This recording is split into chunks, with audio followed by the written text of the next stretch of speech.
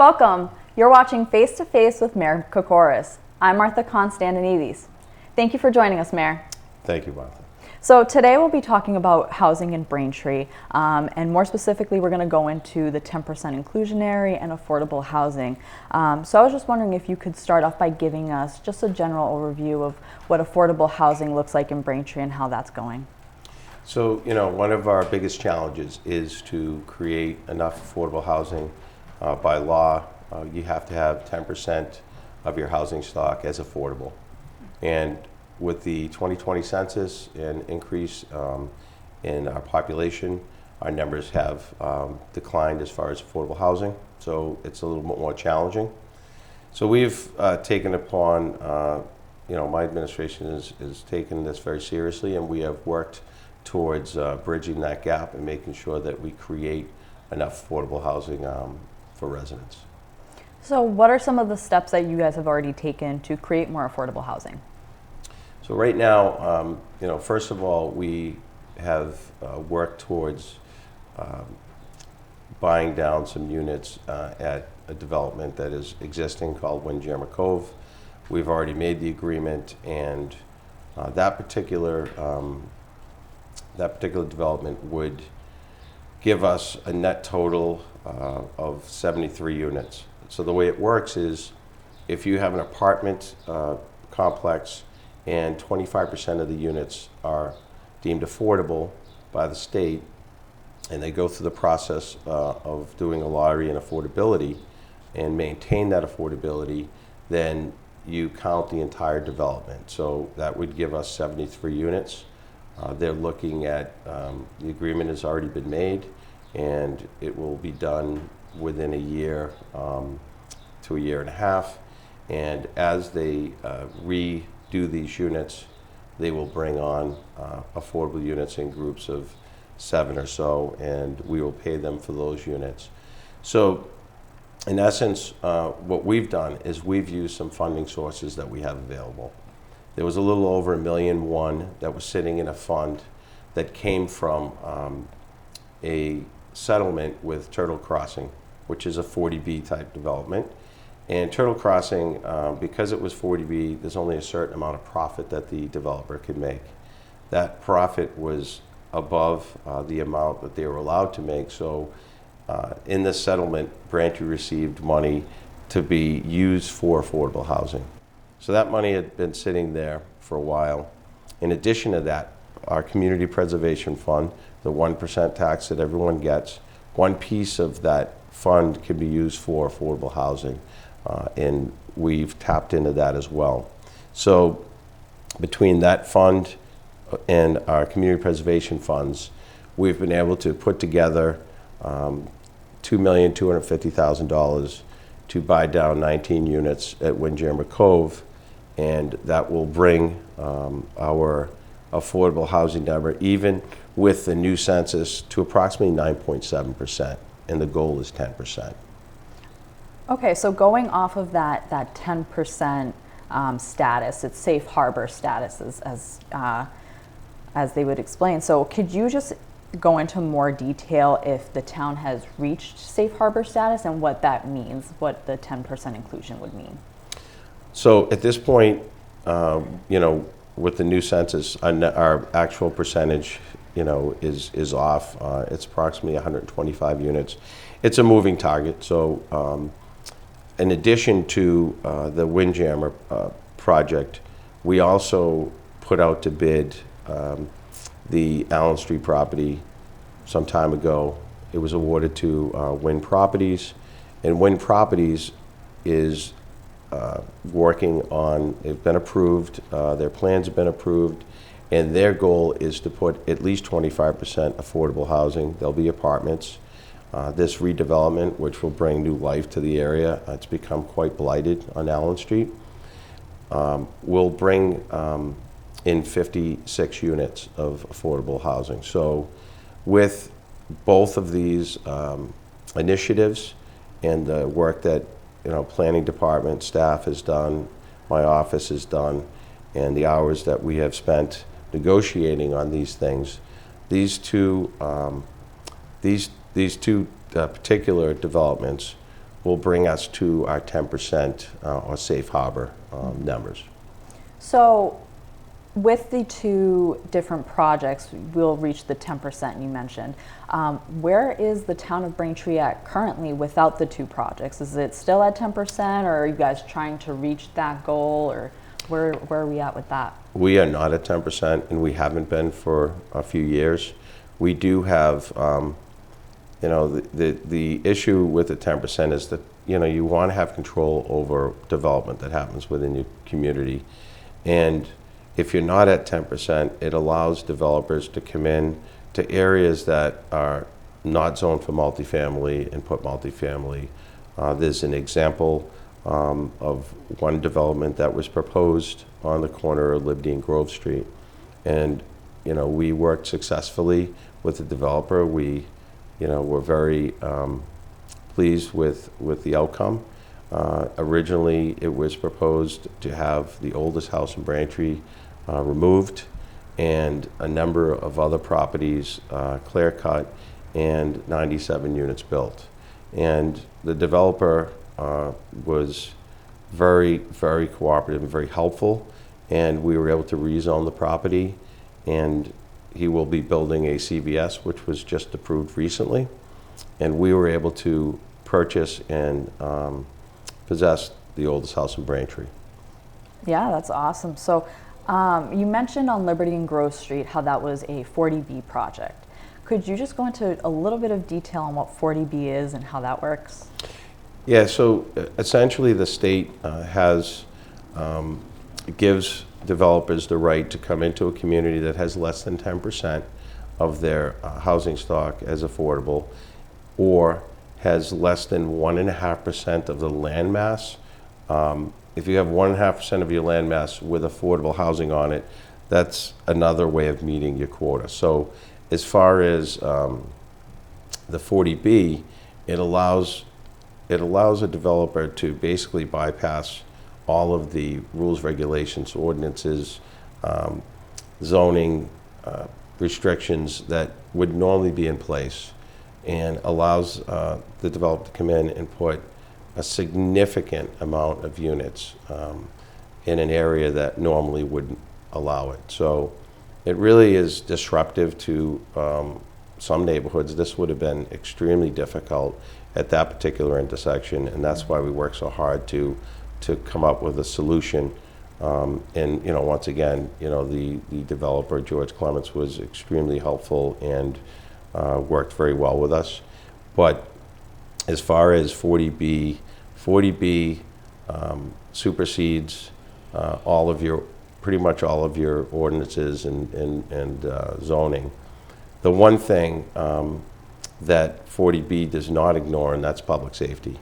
And we did have a 40B, and I really can't get into it too much. That is, we've appealed.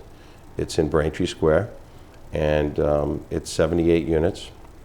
And we appealed it based on the fact that at that moment we had 1.5% of our properties in Braintree had affordable housing on them, 1.5% of the land mass. And in addition to that, we had grave concerns coming from our fire department in regards to fire protection. Mm-hmm. So we have appealed that particular decision to Superior Court. Okay, so are there older 40B projects in the town of Braintree as well? Yes, and there's Reservoir Crossing, which is coming into Braintree on the Braintree-Randolph line that was built. It is a condo complex, and there's also 800 West Street, which is an apartment complex that is a 40B, which is, once again, it's right on the entrance of Braintree from Randolph, a different access point. And we also have, on the Weymouth end of Braintree, we have Turtle Crossing. Mm-hmm. And those are all 40Bs that were built probably over a decade ago. Okay, so coming back around to the 10% inclusionary. So assuming that towns can have as much affordable housing as they please, Is that something that the town of Braintree is hoping to kind of expand on in the future? Is that something, affordable housing, is that something you're hoping to expand on as you move forward? Yeah, I mean, the basic premise of affordable housing is far different than most people perceive it as. It's not Section 8, a voucher system. It's really allowing folks to be able to afford to move into an apartment or buy a condo that is priced to help them actually make that purchase. And what we've done is, I've created an inclusionary zoning amendment. It's currently, at a pause right now. We're kind of working through the details on it. So what I presented basically would require anyone that was building multifamily housing, if they were building 6 to 10 units, they'd be required to have one affordable unit. If they were building over 10 units, they would be required to have 15% affordability, units be affordable. So we're kind of working through that and seeing what really works best. Mm-hmm. But the ultimate goal is to have a ordinance in place that allows us to maintain our 10%. But at the same time, we're also, it's not just about maintaining 10%, but also maintaining enough affordable housing for folks that need it. And, it's our nurses and firefighters and school teachers and a number of other people that, when they enter the workplace, they fall into this category of affordable housing. So we want to help them find housing. Okay, so just one more quick question before we head to a break. So the 10% inclusion, does that ever change, or does it stay at 10%? Like, is that something that the town, eventually could go up to 15% or something in the future? Yeah, the 10% is just the state. The state has created the law that states you have to have at least 10%, mm-hmm. And if not, it allows for 40Bs to come in. So, for us, it would be nice to get to 15%. That way you have a little bit of wiggle room, mm-hmm. In the future. But, certainly as we move forward and look at these things, we certainly want to make sure that we have enough affordable housing and we don't dip below 10%. Okay. All right. Thank you so much. You're watching Face to Face with Mayor Kokoros. We'll be right back.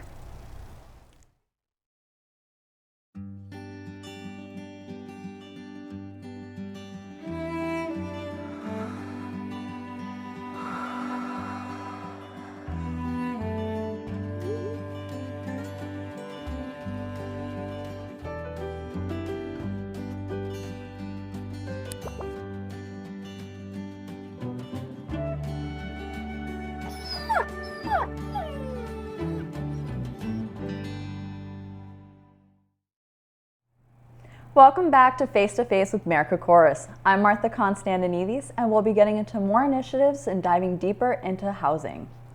So, Mayor, we have a couple of different projects that have been going on in the town. We have Windjammer Cove, who last year in December, the town had approved plans for Windjammer Cove LLC to convert part of the Shaw Street apartment complex.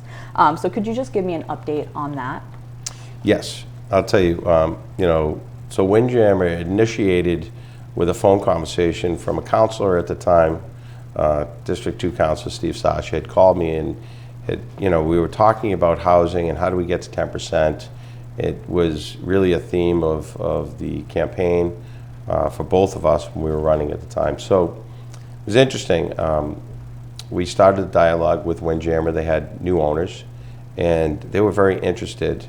I remember the very first meeting, one of the owners came in with his dog and met with us, and it was early in the pandemic. So I mean, everyone was, I don't even know if we were at masks at that point, but it was early in the pandemic.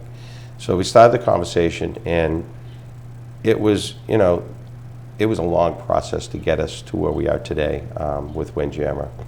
So as we, spoke about it, they were interested. We interested in it. We had to find a way of, funding first of all these units, finding out what the price was going to be because they are basically locked in perpetuity at affordable rates. So a lot of work went into it. I gave the charge to Melissa Santucci, who at the time was my assistant director of planning, and she started the process. And, it was a lot of meetings, a lot of conversations to get us to a point where we had the number of units down and eventually had a price that was set to purchase them down. So how many units are there and how many do you think will be set aside for affordable or low income residents? So the affordable units, the number is 19. It's a total of 73 units in the development. Mm-hmm. And I'll tell you, one of the things that really closed me on the deal was they decided when they bought this place that they were going to do some significant renovations. And I got to be honest with you. I mean, there's some other apartment complexes that, one in particular that I've been personally involved with, and meet with residents on a monthly basis, and hopefully we'll be able to resolve issues at that particular place. But it really shed a lot of light as to how a lot of these management companies operate large apartment complexes in Braintree. So it was really important to me that if we were going to invest money into affordable units, that they were units that I would, want my kids to live in. Mm-hmm. And I have to tell you, after going over and seeing what they did, looking at an existing unit, which was, very dark and with a lot of rooms and not really welcoming, and then the renovated unit. And the renovated unit was open floor plan, granite counters, all new cabinets and floors, really just gutted out and done from scratch. And I was so impressed with the way they looked and what they had done. And the beauty of it is that you're sitting on the river. So, outside of the fact that right now we have the blighted visual of the old electric light plant, it certainly is a great location in the proximity to the commuter rail and the landing. It's just it's a wonderful investment for us, and really will help individuals that need affordable housing have a great place to live. So completely sold on the renovations. And part of it was when we pulled up and just took a look at the outdoor areas that they had redone. The attention to the detail was amazing, and they just have such a nice outdoor recreation space that they were able to redo. That just it amplified the fact that they cared about the residents and they cared about the community. Yeah. So going on to Allen Street a little bit, you mentioned the old Bell building. Could you just go into a little bit about that and where, like an update into that and where that's at? Yeah, I mean, it's been vacant for, a century. No, probably been vacant for decades. And, essentially it's just really been, over the years, it's gotten worse and worse. And, there was an attempt to sell it, which fell through previously to my administration, unfortunately. And when I came in, that was one of the goals, was to get it back in the market and get a buyer. So, when we put the bid out, based on, having some level of affordable housing in there. And, I got to tell you that the old electric light plant has been used for storage. It's been used for storage of the trash carts. I mean, you name it. It's been used for everything. There's a bunch of stuff in there right now. As a matter of fact, it was also when I first got elected. I remember we were in the process of selling it, and we got a call, and someone needed to park some trucks. It was a company that was doing the high tension wires, so we were able to make some money there, 20,000 or so. And so in the meantime, through all of this process of bidding and receiving the bid and awarding the bid and receiving deposits, and they're non-refundable, and the final payment will be, several months from now. But it was interesting because the area needs to be redeveloped, and one of the things, there was a series that decided they wanted to use the back of the building for a scene, and it wasn't a great scene, So it wasn't because it was a beautiful brand new building, but we were able to make another $15,000 off of that. So we've made a little bit of money in the process of waiting for this to close, but this property has had many years of just sitting vacant, and the previous mayor made that attempt. We picked up the ball and continued with that original goal that he had. And at this point, the beauty of it is when we put the bid out, it came in that they were going to build 44 units, and they were going to have 25% affordability, which allows us to count all the units. And then they purchased another piece of land, and we currently have an approved permit for 56 units, and they will build a brand new building there. And we also have on the agenda to redo the entire street as well. Mm-hmm. So going off of that a little bit, I know that there was a little bit of controversy over some of the public walkways near the Bell building and how that would kind of affect some of the residents. Could you just go into that a little bit? Yeah, I mean, Allen Street has really been on the radar for the past 3 to 4 years to be redone. It's a very unique street in the way that it was built, because it has walls that hold it up, which makes it extremely expensive to replace. So right now it's in quite disrepair, and we actually have currently on a bill up in Congress.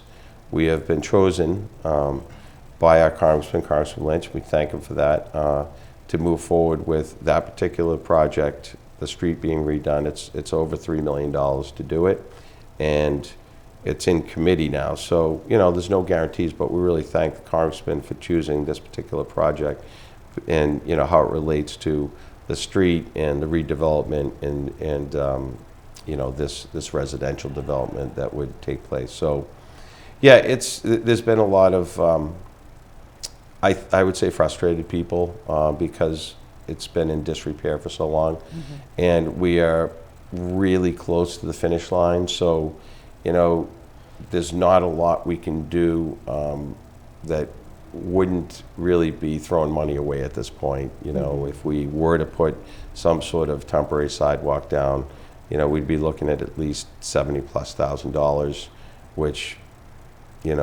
essentially would be ripped up as soon as we got the funding to do the street. Yeah. So before we switch gears, I did want to, you mentioned that the Bell building has been used for so many different things, and I was just curious, what was the ultimate decision that you were like, we should make this into housing? It actually came from previous administration. They'd put it out for housing, and just based on its location and the fact that the surrounding properties are residential, it made sense because it fit into really into the neighborhood. So that was really the biggest part of it was we needed to create more affordable housing, but also just the beautification of this area is so important. So it was an opportunity to do that, and that's why we went in that direction. Mm-hmm. Okay, so switching gears, the last time we spoke, we did speak about the life sciences complex and how Banner Park will be developing it. I just was curious, are there any updates from then? From any, if anything has changed since we've spoken last or anything like that? So it's making its way through the planning board, and obviously there's extensive review, and there's extensive review of traffic, and this particular development is far less than the original Tricon Park, which was approved. It was about double the size back in 1990, and because of the economy, it didn't get built. So you ended up with a lottery building and Braintree Labs. So this particular proposal, and this is one phase of it. It creates an extension of what was the old Braintree Labs, and an additional potential biotech life science building, which is really the direction that we want the town to move in. This is an industry that is great for everyone, obviously, but employs folks and pays high salaries. So as far as Banner Park is concerned, what's interesting is there's been a lot of pushback, and mainly from our neighbors in Weymouth, and we respect everyone, whether they live in Braintree or Weymouth, and we want to make sure that we have a peer review person that looks at these things, and that person works for the town, looks at all of the engineering plans, looks at everything that they're proposing, and makes recommendations for adjustments. So that's how we keep everything in check. And so as the project progresses, there's always going to be tweaks and adjustments made. But ultimately, what's going to happen up there is Mass General Brigham's, which was already approved once, and is probably the largest contributor to traffic, is really so important to the town of Braintree and Weymouth and the surrounding areas. We need this facility. We're partnering with them. We're working to help them move forward. But as of right now, Banner Park, the two buildings, the extension and the new building, are really the pieces that we're talking about mainly now. And there's going to be a lot of improvements in the area. There's going to be infrastructure improvements. The Grove Street area has had a study done on it for all the way down to Columbian, and there's a whole bunch of suggestions that will be implemented. It's a state road. I'm sure the state will help out as well, but we have to be mindful of the fact that yes, this development will have impacts on the area, but also Route 18 has been developed significantly in the last few years, creating a lot of traffic, as well as the old air base. So I mean, when you look at where the traffic funnels through, and I know personally because I sat for 28 years looking out at Grove Street for my business, I saw where the traffic patterns were coming from, and this is not Braintree traffic. This is traffic that makes its way through Weymouth from all over the South Shore. So, it's a real benefit to the region and to Braintree. Okay, well, thank you so much. That is all the time we have today. Thank you so much for tuning in to Mayor Face to Face with Mayor Kokoros, and thank you for sitting with us today, Mayor. Have a good one. Thank you, Martha.